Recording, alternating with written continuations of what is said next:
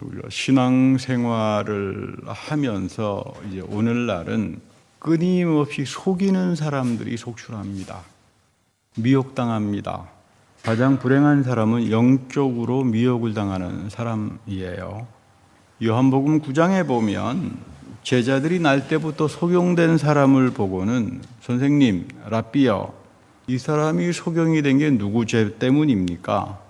자기 죄 때문에 속용이 되었습니까? 아니면 부모의 죄 때문에 속용이 되었습니까? 이 사람들은 당연히 죄 때문에 이 사람이 속용이 됐거나 부모의 죄 때문이다, 이렇게 지금 단정을 합니다.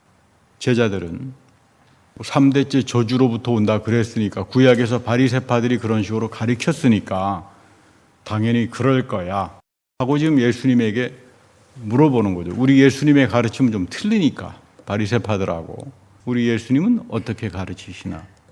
근데 예수님은 제자들의 질문에 대해서 이 사람이나 부모가 죄를 범한 것이 아니라 그에게서 하나님이 하시는 일을 나타내고자 합니다. 제자들이 이거 지금 멘붕 상태가 됩니다. 이거 지금 무슨 말이지? 알아먹지 못해요. 오늘날 교회 다니면서 하나님 말씀 알아듣지 못하는 사람들이 태반입니다. 참 걱정스러워요. 성경을 우리가 읽어야 되는 이유는 예수님이 가르치는 가르침과 말씀은 항상 우리하고 다릅니다. 이거 잡아내지 못하면 다 미혹당해요. 지금 예수님은 너희도 왜 쓸데없는 말을 하느냐? 내가 새 언약의 복음의 주인으로 왔는데 내가 지금 이 장님을 치유해서 하나님의 영광을 드러내기를 위하는, 너희들은 무슨 부모의 죄냐 이 사람의 죄냐 쓸데없는 말을 하느냐, 그 말이에요. 근데 오늘날 지금 대부분 보면 이런 제자들의 생각이 교회 안에 가득하지 않은가요? 안타까운 이야기죠. 예수님의 말씀을 배우는 것이 아니라 자기 생각이 편안하고 이거 뭐 그럴듯해 보여, 그러면 그게 하나님 말씀인 줄 착각해요. 오늘 사무엘 본문을 보면 참 희한한 사람들이 나옵니다. 시바라는 사람인데 다윗이 피난을 하는데 아들 압살롬이 반란을 일으켜서, 무비보셋의 사환이에요. 관리자예요. 뭐 두 나귀의 떡과 건포도와 뭐 잔뜩 가죽 부대 포도주 싣고 피난길에 오른 다윗의 일행을 맞이합니다. 원래 이 시바라는 사람은 무비보셋의 관리자이고 사환인데 원래는 사울의 사환이었죠. 종직이었죠. 다윗이 너 지금 이거 무슨 뜻으로 가져왔느냐 나에게? 우리는 지금 아들의 압살롬의 지금 반란 때문에 지금 도피하는 수치스러운 행렬에 있는데.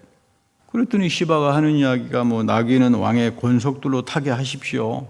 떡과 실과는 소년들을 먹게 하고 포도주는 들에서 곤비한 사람들에게, 아주 다윗에게 아주 마음에 드는 감언이설로 말을 합니다. 그래서 다윗이 묻습니다. 너 주인 무비보셋은 어디 있느냐? 왜 무비보셋이 안 나오고 왜 네가 지금 여기 나와 있느냐? 그랬더니 뭐 내 주인은 예루살렘에 가 있어가지고 잘 됐다. 뭐 지금 반란이 일어났으니까 내 아버지의 왕국을 나에게 줄 거다. 신이 났다.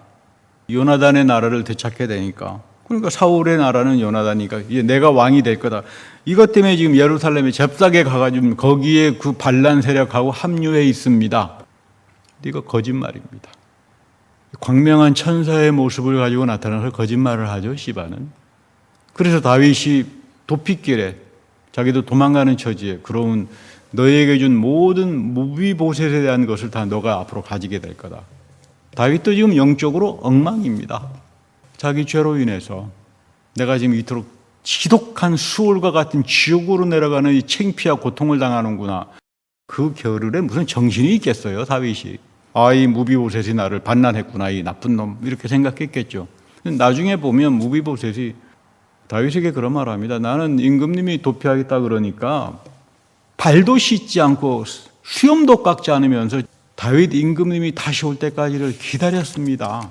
나중에 알고 보니까 시바가 음해를 해서 무비보셋에게 주었던 다윗의 모든 재물을 자기가 다 독차지합니다. 이걸 성경에서는 영혼이 사냥기를 당한다. 여러분, 흉악한 사람이 나타나가지고 하면 뭐 멀리 할 수도 있지만 광명의 천사의 옷을 입고 나타납니다. 감언이설로 나타납니다. 듣기에 내 생각에 딱 좋아요. 영분별이 없는 사람들은 다 넘어갑니다, 오늘날. 잠언 19장 21절에 보면 사람의 마음에는 많은 계획이 있다. 여러분들 마음에 많은 계획이 있지 않습니까? 저도 많은 계획이 있어요. 근데 오직 여호와의 뜻이 완전히 설 거다. 무지하게 중요한 말이에요. 여러분들 계획할 겁니다. 내 가정에, 자녀들의, 내 사업에, 앞으로 장차 되어질 모든 일에 다 계획을 하고 살죠. 준비도 하고. 근데 이 모든 것들이 복되려면 여호와의 뜻이 서야 돼요. 그래서 여러분 끊임없이 기도해야 돼요. 하나님의 선한 생각을, 하나님의 선한 뜻이 나에게 오게 해 주십시오. 내가 준비하고 계획하고 노력하는 모든 일들 속에 하나님의 선하심이 드러나게 해 주십시오. 이 기도 여러분 해야 됩니다. 이걸 사도 바울이 뭐라 그래요? 이게 범사에 형통하는 사람들은 이런 기도를 하고 삽니다. 근데 여러분 한번 보세요. 여러분들이 계획하고 생각했던 모든 것들이 그대로 이루어집니까? 세상에서 그대로 이루어진다고 세상은 천국이 돼버리죠. 거의 한 10%도 이루어지지 않을 거예요. 근데 이 10%가 이루어지지 않으니까 이거 나는 실패한 사람이다. 그런 거 하지 말라 이 말이에요. 하나님의 선한 뜻이 너 안에 서 있게 되면 10% 아니라 0%라도 너가 수월의 지옥까지 내려가더라도 하나님이 너에게 선하심으로 나타나면서 모든 것들을 형통하게 할 거다. 이 뜻이 잠언의 깊은 지혜의 말씀입니다. 회개하면 죄를 사해 주신다. 틀린 말 아니죠. 그런데 여러분 회개는 누가 합니까? 제가 여러 차례 말을 합니다. 죄 없는 사람이 회개합니다. 예수 그리스도 앞에서 영적으로 죽음을 체험한 사람들은 내가 옳아도 상대방이 잘못해도 내가 회개합니다. 회개는 그래서 굉장히 중요한 은혜예요. 교회 다니는 사람들은 회개 안 하죠. 우리 요즘 교회 다니는 분들은 뭐 변명과 합리화의 천재들이라고 이야기하니까 다 바리새파주의자들이 돼가요. 성경에서 말하는 예수님의 복음, 바울의 가르침에서 너무나 많이 일탈돼 있어요. 그러면서 뭐가 좀 안 풀리면 하나님이 이럴 수가 있습니까? 내가 얼마나 교회 봉사를 열심히 하는데 말이야. 하나님께서 왜 나에게 복을 주시지 않습니까? 그런데 이 다윗처럼 밧세바와 우리아의 사건 때문에 하나님이 그 양심을 후벼 파고 그게 심판으로 올 때는 이걸 다른 말로 표현하면 시편에 이런 말합니다. 하나님이 나를 향하여 화살을 쏘십니다. 하나님이 나를 향하여 화살을 쏩니다. 이 하나님의 화살을 맞기 시작하면 상처들이 나기 시작해요. 다윗이 그런 말하죠. 하나님이 나를 향하여 화살을 쏘니까 내가 상처가 나서 죄를 사해 줄 뿐만 아니라 죄를 사해 주셨으면 하나님이 내 상처를 좀 싸매 주세요. 내가 너무 아픕니다. 여러분이 상처가 아프잖아요. 하나님이 여러분들의 죄를 사해 줬다 그래가지고 여러분들의 상처가 싸매집니까? 오늘날 보면 사람들은 죄의 용서나 이런 것들을 너무 쉽게 생각해요. 성경대로 이해를 못하니까 죄의 문제, 복음이 하나님이 나에게 소통하는 이런 것들이 다 막혀버리는 거예요. 그래서 다윗은 나의 죄로 인한 하나님이 화살을 쏘셔서 입은 이 상처를 싸매주고 치유하는 것이 바로 기도 생활이요. 예배의 삶이다. 이렇게 항상 고백을 하는 겁니다. 그런가 하면 이제 5절 밑에 가면 또 이상한 사람이 하나 나옵니다. 시므이라고 하는 사람입니다. 와서 저주를 합니다. 원래 이 사람은 사울의 가문이죠. 너 이 다윗 이놈 너 이 비로한 놈 말이야. 사울 임금을 이제 반란을 일으켰더니 봐라. 네 아들이 똑같이 흉내내가지고 너가 지금 이 죄의 저주를 받고 있는 거다. 사울의 피를 여호와가 너에게 돌리는 거다.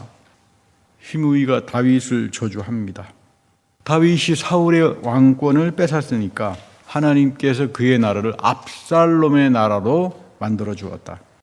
징계를 받은 거다. 이게 대부분 지금 교회에서 사람들이 생각하는 생각입니다. 시므이적인 생각이 꽉 들어와 있어요. 이 세속적이고 잘못된 생각이. 여러분 보세요. 나에게 큰 해로움을 입혔던 사람이 망하게 되었다.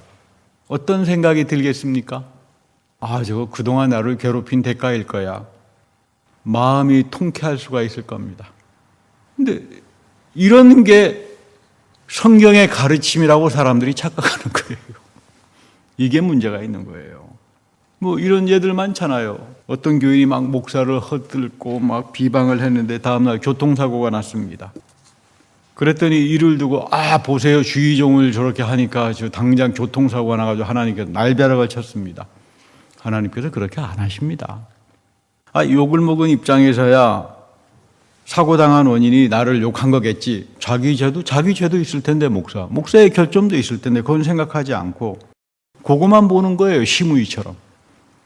이거는 사울과 같은 사람들의 생각입니다. 여러분, 이 사울적인 생각을 가지고는 믿음을 갖지 못합니다. 하나님의 축복에 가지 못합니다.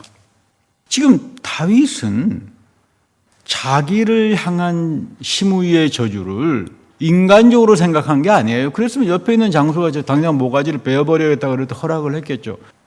밧세바와 우리아에 대한 심판을 하나님께서 저 인간을 통해서 나를 수치스럽게 하는 거다. 그러니까 시므이가 눈에 들어오는 것이 아니라 하나님의 눈에 들어오는 거예요. 그래서 다윗이 회개할 줄 아는 사람이 되는 거죠. 그래서 하나님이 이 다윗을 사랑하는 겁니다. 그렇다고 해서 다윗은 시므이를 정당화하지도 않습니다. 저 인간의 잘못도 하나님이 그대로 심판할 거다. 여기 보면 뭐가 나타납니까? 내가 하나님을 대신하지 않는다라고 하는 요셉의 유명한 느메시스 원리가 다윗에게서 그대로 담겨져 있어요. 교회는 요셉과 다윗과 바울에게도 그렇게 나타나죠. 내가 하나님을 대신하지 않는다. 함부로 하지 않는다. 이게 다시 말하면 믿음의 은사를 통해서 들어오는 하나님의 선한 생각이에요.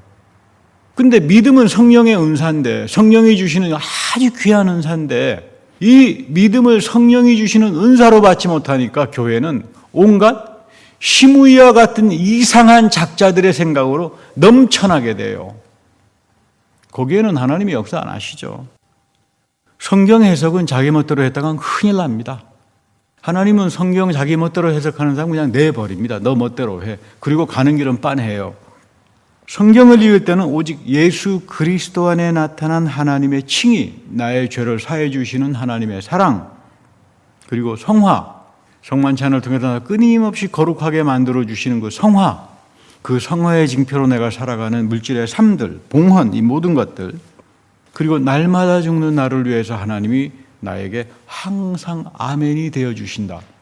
여러분, 이거 붙들어야 돼요. 이게 복음 중에 복음이에요.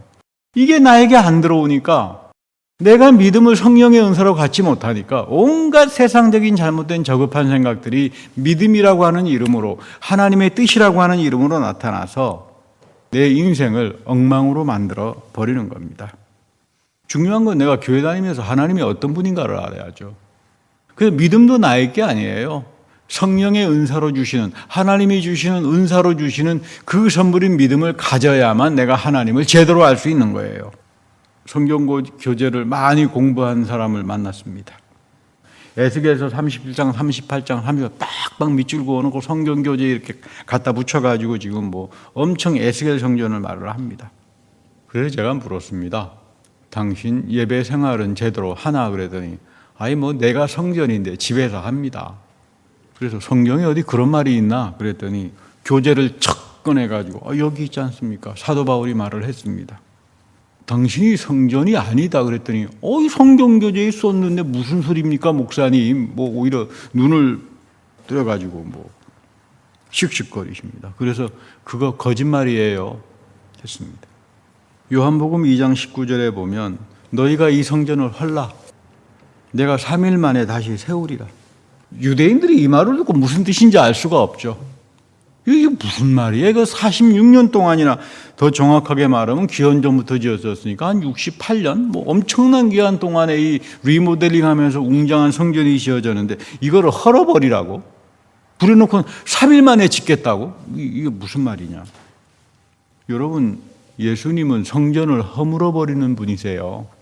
내가 착각하고 있는 우상, 내가 잘못 알고 있는 편견, 이런 모든 것들 다 허물어버립니다. 내가 하나님의 성전이라고 우기는 사람, 부활의 그리스도가 당신 지금 허물어버리고 있잖아. 진짜 성전은, 하나님이 사랑하는 성전은 예수님의 십자가 부활 안에서 그 예배 안에서 새롭게 세워지는 것만이 성전이에요.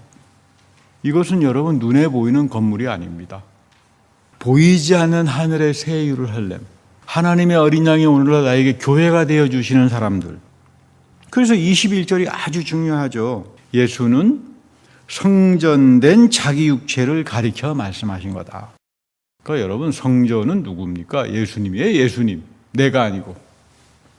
제가 만약에 형제처럼 내가 하나님의 성전입니다 하면 당신도 죽어서 3일 만에 부활해야 돼. 그랬더니 고린도전서에서 바울은 또 다르게 말하지 않습니까? 뭐고 다르게 말하나? 6장 19절에 보면 너의 몸은 너희가 하나님께로부터 받은 바 너희의 가운데에 계신 성령의 전인 줄 알지 못하느냐? 이거 여러분 무슨 말이에요? 너는 너의 자신의 것이 아니야. 값으로 산 사람들이다. 예수 그리스도의 십자가 부활과 성령으로 값을 주어서 하나님이 너를 샀으니까 너는 너 게 아니야. 하나님 거야. 그 말이에요. 그리고 너의 몸은 하나님으로부터 받은 너희 가운데 계신 성령이 거주하는, 성령이 내주하는 전이다. 창세기 2장에 잘 나오잖아요. 하나님이 아담을 창조해가지고 하나님의 영을 불어넣어줬잖아요.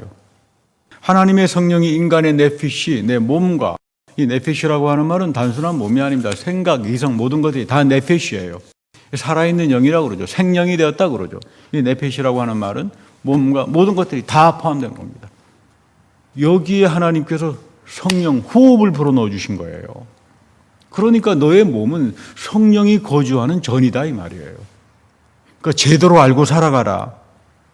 나의 몸과 생각과 마음을 성령이 다스리는 사람을 가리켜서 저 사람은 성령의 전으로 살아가는 거다. 그러니까 당신 보고 하나님의 성전이라고 말을 하는 게 아니다. 하나님의 성전은 예수 그리스도밖에 없다. 당신은 탕감받을 수 없는 은혜를 입은 자고 너의 몸을 거룩하게 하고 성화의 징표를 가지고 살아갈 때 이것이 다시 말하면 하나님께서 신령과 진정을 가지고 예배하는 사람을 찾는다는 말인데 왜 그렇게 희한하게 그랬더니 성경교재에 그런 말 단 한 번도 찾아본 적 없습니다. 제가 20년 동안 성경교재를 가장 열심히 했는데 그 성경교재 가지고 여러분 구원받습니까? 그거 다 집어 던져버리라 그랬어요. 하나님 말씀 가지고 여러분 구원받는 거예요. 왜 성경교재가 느닷없이 나옵니까? 성경 안에서 살아계신 예수 그리스도와 성령과 하나님이 여러분들을 구원으로 인도하시는 거예요. 목사들이 잘못된 걸 가르치면 이 목사는 구원도 받지 못합니다. 가장 혹독하고 무서운 심판이 마태복음 7장에 나와요. 너 목사들은 불의를 행했던 자들이다. 말씀 제대로 잘못 가르치는 사람들. 왜 그거에 사람들이 미혹당하냐 이 말이에요. 어렵더라도 성경 직접 읽어야 합니다. 성경 직접 읽어야 합니다. 그래서 우리에게 가장 중요한 것은 성령이 주시는 지식과 지혜와 그리고 믿음의 은사입니다. 여러분 이 은사는 꼭 받고 살아가야 돼요. 하나님이 약속한 은사예요. 방언은 쉽게 잘 안 줍니다. 하나님께서. 근데 지식과 지혜와 믿음의 은사. 여러분 간구하세요. 하나님 나에게 늘 하나님의 선하신 분은 하나님밖에 없잖아요. 하나님의 선한 생각이 나에게 늘 오게 하십시오. 말씀을 통해서 지혜를 얻게 하십시오. 이 지혜는 순종하는 마음이잖아요. 하나님 말씀에 순종하게 하세요. 그리고 믿음, 내가 무대뽀로 잘 믿는다가 아니라 항상 성령이 나에게 오셔서 나를 예수 그리스도의 십자가 앞에서 영적인 죽음을 경험할 때 내가 날마다 죽어갈 때 바울처럼 믿음의 은사는 끊임없이 나에게 찾아오는 겁니다. 여러분 은사는 한 번에 끝나지 않습니다. 죽을 때까지 끊임없이 부어집니다. 믿음도 그래요. 지식도 그렇고 지혜도 그렇고. 나 한 번이면 다 끝났습니다. 구원이. 구원도 하나님의 선물인데 한 번 땡 해가지고 끝납니까 구원이? 근데 이런 잘못된 가르침을 가르치니까 그 썩은 음식을 먹은 사람들이 뭐가 제대로 되겠어요 영적으로. 안타까운 이야기죠. 방언을 잘하는 자매님을 만난 적이 있습니다. 제가 물었습니다. 자매님은 방언을 하면서 한 번에 끝나던가요? 성령의 은사인데. 그렇지 않다 그래요. 그럼 당신 제대로 된 방언 받았다. 방언도 한 번 내가 딱 했으니까 끝. 구원도 한 번 받았으니까 끝. 그런 사람보다는 100번 낫죠. 항상 변합니다. 바뀌어지기도 하고. 그래요? 자꾸 변합니다. 처음에 쉬쉬하다가 쓰쓰하다가 막 자꾸 변한대요. 어쨌든 변하는 건 좋은 거다. 이게 정상이죠. 하나님이 은사를 끊임없이 부어주시잖아요. 충만하신 분이니까. 로마서 8장 26절과 28절에 보면 하나님은 우리가 마땅히 빌 바를 모를 때 성령이 나에게 오셔서 친히 중재하신다. 성령이 내 안에서 간구하고 중재할 때 어떻게 하나? 신음처럼 한다. growing, 째약하. 출애굽에서 다시 말하면은 애굽의 시절에 이스라엘 백성들이 하나님을 향했던 신음, 그 째약하, growing이 여기서 나타납니다. 성령이 내 안에서 하나님을 향해서 신음한다 이 말이에요. 인간은 신음 못합니다. 하나님 앞에 신음하다가 지쳐가지고 다 죽어요. 성령이 내 안에서 하는 신음소리는 이 째약하는 하나님께서 반드시 들으세요. 나의 신음소리를 듣는 게 아니라 내 안에서 신음소리를 하는 이 성령의 신음을 하나님이 들으십니다. 이게 굉장히 중요한 말씀이죠. 이거 말로 표현할 수 없다. 여러분, 이게 방언이에요. 성령이 내 안에서 째약하. 그리고 내가 말로 표현할 수가 없어. 언어를 가지고 내가 아티큘레이션 표현할 수가 없네. 이게 여러분 방언이에요. 자매는 그래서 이런 방언 체험해 봤습니까? 그랬더니 자기는 방언 선수인데 그런 말 듣도 보지도 못했습니다. 저는 여러분들을 만나면 제가 목사지만 시험에 들어요. 근데 이게 지금 대부분이잖아요. 대부분. 모두가 다 성경 조제에 빠져가지고 미혹당하고 사냥질당하고 진정한 구원은 하나님 말씀 안에밖에 없어요. 여러분 명심해야 됩니다. 성경 교재가 하나님 말씀의 신비를 담아낼 수가 없어요. 27절 하반절에서 바울이 방언에 대해서 엄청나게 중요한 말을 합니다. 여러분과 나의 생각과 마음을 살피시는 하나님. 이거 원전을 보면 더 정확하게 표현하면 여러분과 나의 마음을 찾으시는 하나님이. 하나님이 여러분들의 마음을 찾아요. 서칭한다. 신령과 진정으로 나를 찾는 마음이 있나? 그걸 찾으신다 이 말이에요. 예배에 대한 사모함이 있나? 그걸 찾으세요 하나님이. 근데 이 하나님이 성령의 마음을 아세요. 여러분들 속에 성령이 지금 친히 중재를 하시잖아요. 말할 수 없는 탄식으로. 그러니까 하나님이 내 마음을 찾으시면서 성령이 내 안에서 간구하는 걸 들으세요. 그러니까 여기 굉장히 중요한 내용이 담겨져 있죠. 성령이 내 안에 사는 시름소리와 같은 방언을 통해서 하나님이 어떻게 열어나가신다? 은사를 하나님의 뜻을 아는 영분별의 은사로 열어주는 겁니다. 영분별이라고 하는 것은 성령을 통해서 하나님이 장차 되어질 것을 열어주는 은사예요.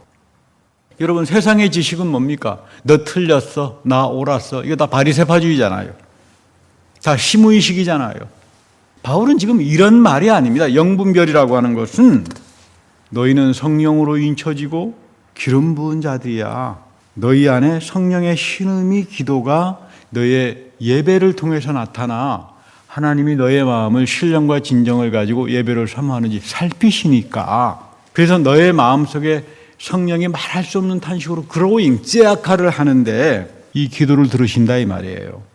그래서 너는 하나님의 미래를 열어주시는 그 뜻을 쫓아 살아가게 되고 현재 내가 부딪히는 모든 어려움, 괴로움 이런 것들을 하나님이 해결해 주시는 미래의 빛 속에서 모든 것들을 다 해결하고 살아간다 그 말입니다.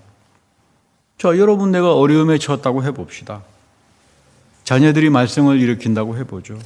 사업에 흉년이 찾아왔습니다. 근데 건강이 심각해집니다.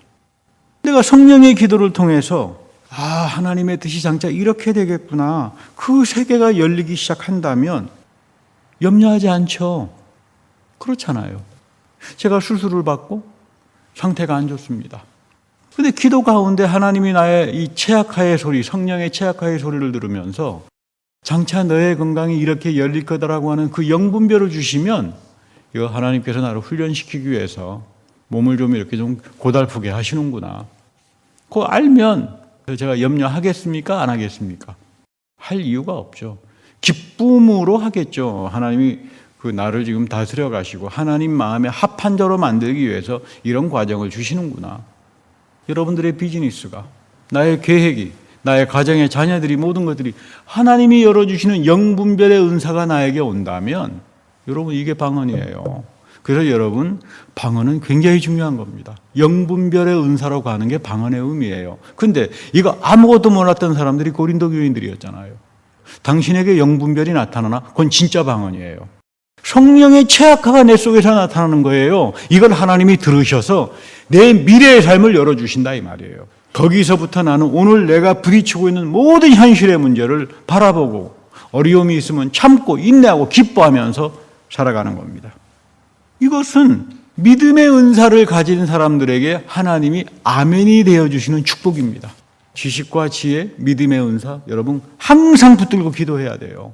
그래서 나는 하나님이 나를 향한 아멘의 사람으로 살고 싶습니다. 내가 백날 아멘 하면 뭐 합니까? 하나님이 나에게 아멘을 해 주셔야지. 내가 백날 아멘 하는데 하나님은 아무 소리도 안 하시면 그거 무슨 의미가 있겠어요?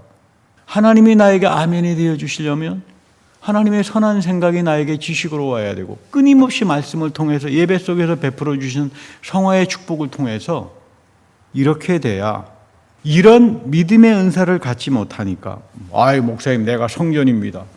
그거 어디에 있습니까? 성경. 성경교재에 쓰여졌습니다. 유명한 목사님이 말했습니다. 그런 거 아무런 의미가 없습니다. 방언하면서 영분별의 미래와 축복이 열리지 않아요. 하나님의 아멘이 안 나타나요. 그러니까 괴로운 거죠. 그러다가 이런 문제 생기면 하나님께서 전혀 응답을 안 할 텐데, 어떻게 하셨습니까? 성경이 다 말을 하잖아요.